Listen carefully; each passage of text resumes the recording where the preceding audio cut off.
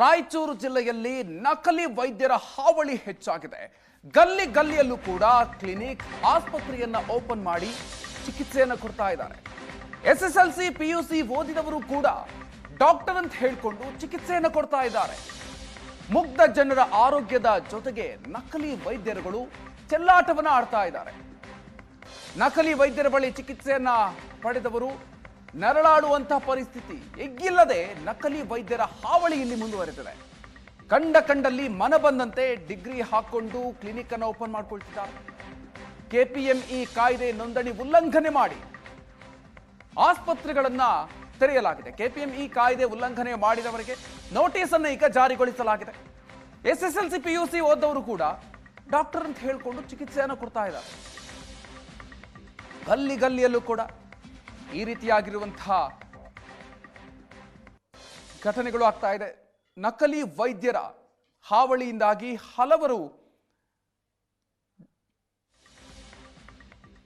ಹಲವರ ಜೀವದ ಜೊತೆಗೆ ಚೆಲ್ಲಾಟವನ್ನ ಆಡ್ತಾ ಇದ್ದಾರೆ.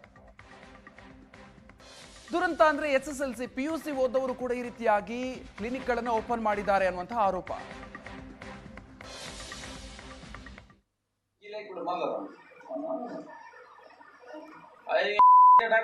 ಫೋನ್ ಅಲ್ಲಲ್ಲ, ಇವತ್ತು ಫೋನ್ ಕೂಡ ಹೇಳ್ತಾನೆ. ನಿನ್ನೆ ಹೇಳಿದ್ ನೋಡ, ಅವನಿಗೆ ಕಾಯ್ದೆ ಮಾಡಲಿ ಮುಟ್ಕೊಡಪ್ಪ ಏನಂತ ಹೇಳಿದ್ ನಾವು. ಅಲ್ಲಿ ಭಗವಾನ್ ಇಟ್ಟಾರ ನಾವ ಅಲ್ಲ ಅಂತೀನಿ. ಸಟ ಸೆಳೆದ್ ಕಿಲೇಕ್ ಬಿಡ್ರಿ.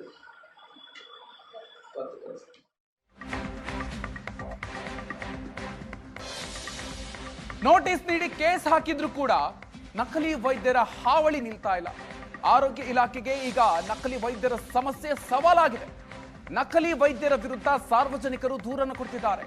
ದೂರನ್ನು ಆಧರಿಸಿ ನಕಲಿ ಕ್ಲಿನಿಕ್ ಮೇಲೆ ದಾಳಿಗೆ DC ಆದೇಶ ಕೊಟ್ಟಿದ್ದಾರೆ. ರಾಯಚೂರಿನ 10ಕ್ಕೂ ಹೆಚ್ಚು ನಕಲಿ ಆಸ್ಪತ್ರೆಗಳ ಮೇಲೆ ದಾಳಿ ಮಾಡಲಾಗಿದೆ. ನಕಲಿ ಆಸ್ಪತ್ರೆ ಮತ್ತು ಕ್ಲಿನಿಕ್ಗಳನ್ನ ಅಧಿಕಾರಿಗಳು ಈಗ ಸೀಸ್ ಮಾಡಿದ್ದಾರೆ. ಆರೋಗ್ಯ ಇಲಾಖೆಗೂ ಕೂಡ ಸವಾಲಾಗಿ ಹೋಗಿದೆ ಈ ಸಮಸ್ಯೆ. ಸಾರ್ವಜನಿಕರು ದೂರು ಕೊಡ್ತಾ ಇದ್ದಾರೆ. 10ಕ್ಕೂ ಹೆಚ್ಚು ನಕಲಿ ಆಸ್ಪತ್ರೆಗಳ ಮೇಲೆ ಈಗ ಕ್ರಮಗಳನ್ನ ಕೈಗೊಂಡಿದ್ದಾರೆ. ಸಾರ್ವಜನಿಕರು ನೀಡಿರುವಂತಹ ದೂರನ್ನ ಆಧರಿಸಿ ನಕಲಿ ಕ್ಲಿನಿಕ್ಗಳ ಮೇಲೆ ದಾಳಿಯನ್ನ ಮಾಡೋದಕ್ಕೆ DC ಆದೇಶ ಕೊಟ್ಟಿದ್ದಾರೆ. ಅದಾದ ನಂತರ 10ಕ್ಕೂ ಹೆಚ್ಚು ನಕಲಿ ಆಸ್ಪತ್ರೆಗಳ ಮೇಲೆ ಅಧಿಕಾರಿಗಳು ದಾಳಿ ಮಾಡಿದ್ದಾರೆ. ರಾಯಚೂರಿನ ಪರಿಸ್ಥಿತಿ ಇದು. ಮುಗ್ಧ ಜನರ ಜೀವದ ಜೊತೆಗೆ ಇವರು ಚೆಲ್ಲಾಟ ಆಡ್ತಾ ಇದ್ದಾರೆ. ಬಿಸಿಲನಾಡು ರಾಯಚೂರು ಜಿಲ್ಲೆಯಲ್ಲಿ ನಕಲಿ ವೈದ್ಯರ ಹಾವಳಿ ಹೆಚ್ಚಾಗಿದೆ. ಈ ಕುರಿತಂತೆ ಹಲವು ಬಾರಿ ಸಾರ್ವಜನಿಕರು ದೂರುಗಳನ್ನು ನೀಡಿದರು. ಆದರೂ ಕೂಡ ಆರೋಗ್ಯ ಇಲಾಖೆಯವರು ಯಾವುದೇ ರೀತಿಯ ದಾಳಿಗಳು ಮಾಡ್ತಾ ಇರಲಿಲ್ಲ. ಈಗ ರಾಯಚೂರು ಜಿಲ್ಲಾಧಿಕಾರಿಗಳ ಆದೇಶ ಮೇರೆಗೆ ಇವತ್ತು ಆರೋಗ್ಯ ಅಧಿಕಾರಿಗಳು ಸುಮಾರು 10 ಆಸ್ಪತ್ರೆಗೂ ಅಧಿಕ ಆಸ್ಪತ್ರೆಗಳ ಮೇಲೆ ದಾಳಿ ಮಾಡಿದ್ದಾರೆ. ನಾವಿವತ್ತು ರಾಯಚೂರು ನಗರದ ಒಂದು ಆಸ್ಪತ್ರೆ ಬಳಿ ಇದ್ದೇವೆ. ನೀವೇನು ನೋಡ್ತಾ ಇದ್ದೀರಲ್ಲ, ಈ ಆಸ್ಪತ್ರೆ ನಕಲಿ ವೈದ್ಯರು ಅಂತಂದರೆ ಸರ್ಕಾರದಿಂದ ಏನು ರೂಲ್ಸ್ಗಳಿರ್ತವೆ, ಯಾವುದೇ ರೀತಿಯ ಪ್ರಾಕ್ಟೀಸ್ ಮಾಡಬೇಕು ಅಥವಾ ರೋಗಿಗಳನ್ನು ತಪಾಸಣೆ ಮಾಡಬೇಕು ಅಂತಂದರೆ ಸರ್ಕಾರ 10 ರೀತಿಯ ರೂಲ್ಸ್ಗಳನ್ನು ಮಾಡಿದೆ. ಆ ರೀತಿಯಾಗಿ ರೂಲ್ಸನ್ನು ಯಾರ್ಯಾರು ಉಲ್ಲಂಘನೆ ಮಾಡಿದಾರೋ ಅಂಥ ದವಾಖಾನೆ ಮತ್ತು ಆಸ್ಪತ್ರೆಗಳ ಮೇಲೆ ದಾಳಿ ಮಾಡ್ತಾ ಇದ್ದಾರೆ. ಅಷ್ಟೇ ಅಲ್ಲದೆ ಇವತ್ತು ಬೆಳಗ್ಗೆಯಿಂದ 10ಕ್ಕೂ ಹೆಚ್ಚು ಆಸ್ಪತ್ರೆಗಳ ಮೇಲೆ ದಾಳಿ ಮಾಡಿದಂಥ ಅಧಿಕಾರಿಗಳು ಖಡಕ್ಕಾಗಿ ಸೂಚನೆ ನೀಡುವುದರ ಜೊತೆಗೆ ಆ ದವಾಖಾನೆಗಳು ಕೂಡ ಲಾಕ್ ಮಾಡುವಂಥದ್ದು ಕೂಡ ಮಾಡಿದ್ದಾರೆ. ನೀವು ಕೂಡ ನೋಡ್ತಾ ಇರ್ಬೋದು ದೃಶ್ಯಾವಳಿಗಳಲ್ಲಿ ನಾನು ನಿಮಗೆ ತೋರಿಸ್ಕೊಂಡು ಹೋಗ್ತಾ ಇದ್ದೀನಿ. ಈ ಒಂದು ಆಸ್ಪತ್ರೆಯಲ್ಲಿ ದಿನನಿತ್ಯ ಪ್ರಾಕ್ಟೀಸ್ ನಡೀತಾ ಇತ್ತು, ಅದು ಅನಧಿಕೃತವಾಗಿ ನಡೀತಾ ಇತ್ತು ಅಂತೇಳಿ ಸಾರ್ವಜನಿಕರು ದೂರನ್ನು ನೀಡಿದರು. ಹಾಗಾಗಿ ಅಂಥ ಯಾರು ಅನಧಿಕೃತವಾಗಿ ಪ್ರಾಕ್ಟೀಸ್ ಮಾಡ್ತಾ ಇದ್ದಾರೋ ಅವರು ರೋಗಿಗಳ ಆರೋಗ್ಯದ ಜೊತೆ ಚೆಲ್ಲಾಟ ಆಡ್ತಾ ಇದ್ದಾರೆ ಅನ್ನುವಂಥ ದೂರುಗಳಿತ್ತು. ಹಾಗಾಗಿ ಈಗ ಅಧಿಕಾರಿಗಳು ದಾಳಿಯನ್ನು ಮಾಡಿದ್ದಾರೆ, ಆಸ್ಪತ್ರೆಯನ್ನು ಬಂದ್ ಮಾಡಿದ್ದಾರೆ.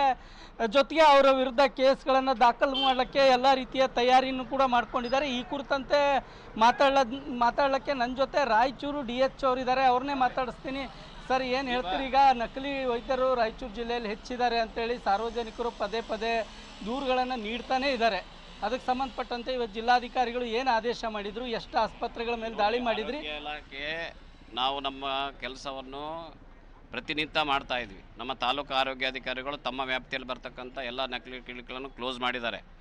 ನಮ್ಮ ಆರೋಗ್ಯ ಇಲಾಖೆ ದಿವಸ ಆ್ಯಕ್ಟಿವ್ ಇರ್ತದೆ. ಇವತ್ತು ವಿಶೇಷವಾಗಿ ಮಾನ್ಯ ಜಿಲ್ಲಾಧಿಕಾರಿಗಳು ಮಾನ್ಯ ಸಹಾಯಕ ಆಯುಕ್ತರು ಹೋಗಿ ಬರ್ರಿ ಅಂತ ಹೇಳಿ ಕಳಿಸಿದ್ರು. ನಮ್ಮ ಜೊತೆ ಕಳಿಸಿದ್ದಾರೆ. ಯಾಕಂದರೆ ಟೀಮ್ ಬಂದರೆ ಮತ್ತು ಒಂದು ಸ್ವಲ್ಪ ಅದು ವಿಶೇಷ ಸಂದೇಶ ಹೋಗಲಿ ಅಂತೇಳಿ ಬೇರೆಯವರಿಗೆ ಈ ಯಾರು KPME ಕಾಯ್ದೆ ಇಲ್ಲದೆ ಏನು ರಿಜಿಸ್ಟ್ರೇಷನ್ ಇಲ್ಲದೆ ಮತ್ತು ಕ್ವಾಲಿಫೈಡ್ ಇಲ್ಲದೆ ಪ್ರಾಕ್ಟೀಸ್ ಮಾಡೋರಿಗೆ ಒಂದು ಸಂದೇಶ ಹೋಗಲಿ ಅಂತೇಳಿ ನಮ್ಗೆ ಕಳಿಸಿ ನಾವು ರುಟೀನಾಗಿ ಪ್ರತಿನಿತ್ಯ ಸುಮಾರು 120 ಜನ ಕ್ಲಿನಿಕ್ಗಳನ್ನ ನಕಲಿ ಡಾಕ್ಟರ್ನ ಈಗಾಗಲೇ ಕ್ಲೋಸ್ ಮಾಡಿದ್ದೀವಿ. ಸೊ ಇದರಲ್ಲಿ ಕೂಡ ಇದು ರುಟೀನಾಗಿ ನಾವು ಮಾಡ್ತಾಯಿದ್ದೀವಿ. ಇವತ್ತು ವಿಶೇಷವಾಗಿ ಸಹಾಯಕ ಆಯುಕ್ತರು ನಮ್ಮ ಜೊತೆ ಬಂದಿದ್ದಾರೆ ಮತ್ತು ಪೊಲೀಸ್ ಇಲಾಖೆಯವರು ನಮ್ಗೆ ಸಪೋರ್ಟ್ ಕೊಟ್ಟಿದ್ದಾರೆ.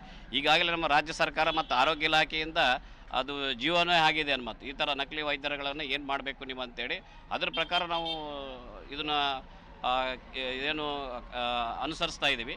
ಈಗಾಗಲೇ ನಾವು ನೀವು ಹೇಳ್ದಂಗೆ ಮುಂಜಾನೆ 10 ನಾವು ಯಾವ್ಯಾವ ಕ್ಲಿನಿಕ್ಗಳು ನಮಗೆ ಸಂಶಯ ಇದ್ದಾವೆ ಎಲ್ಲ ಕ್ಲಿನಿಕ್ಗಳಿಗೆ ಹೋಗಿದ್ವಿ. 10 ಕ್ಲಿನಿಕ್ಗಳಲ್ಲಿ ಅದರಲ್ಲಿ 4 ಕ್ಲಿನಿಕ್ಕು KPM ರಿಜಿಸ್ಟ್ರೇಷನ್ ಆಗಿದ್ದು ಅವ್ರನ್ನೆಲ್ಲರಿಗೆ ಸರಿಯಾದ ರೀತಿಯಲ್ಲಿ ನಿರ್ವಹಿಸ್ಕೊಂಡು ಹೋಗ್ರಿ ಅಂತೇಳಿ ಅವರಿಗೆ ಸೂಚನೆ ಕೊಟ್ಟಿದ್ದೀವಿ. ಅದಾದ ನಂತರ ಯಾರ್ದು KPM ಇಲ್ಲ ಅಂಥವರು ಮತ್ತು ಅವ್ರು ಕ್ವಾಲಿಫೈಡ್ ಇಲ್ಲ ಅಂತಂದರೆ ಅವರಿಗೆ ನಾವು ಸೀಜ್ ಮಾಡಿದ್ದೀವಿ. ಅವರಿಗೆ ನೋಟಿಸ್ ಕೊಟ್ಟು ಮುಂದಿನ ಕಾನೂನು ಕ್ರಮ ತಗೊತೀವಿ ನಾವು. ಇಷ್ಟು ರಾಯಚೂರು DH ಅವರು ಹೇಳುವಂಥ ಮಾತು, ಯಾವುದಕ್ಕೂ ನಕಲಿ ವೈದ್ಯರ ಬಳಿ ಹೋಗೋದಕ್ಕಿಂತ ಈಗಾಗಲೇ ತಜ್ಞ ವೈದ್ಯರು ರಾಯಚೂರು ಜಿಲ್ಲೆಯಾದ್ಯಂತ ಇದ್ದಾರೆ. ಜೊತೆಗೆ ಸರ್ಕಾರಿ ಆಸ್ಪತ್ರೆಗಳು ಕೂಡ ರಾಯಚೂರು ಜಿಲ್ಲೆಯಾದ್ಯಂತ ಇದ್ದಾವೆ.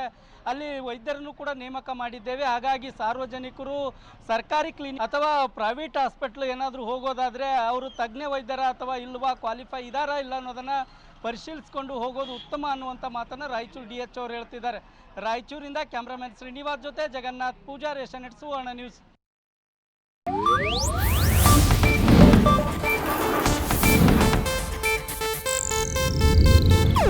ಇದು ಏಷ್ಯಾನೆಟ್ ನ್ಯೂಸ್ ನೆಟ್ವರ್ಕ್ ಪ್ರಸ್ತುತಿ.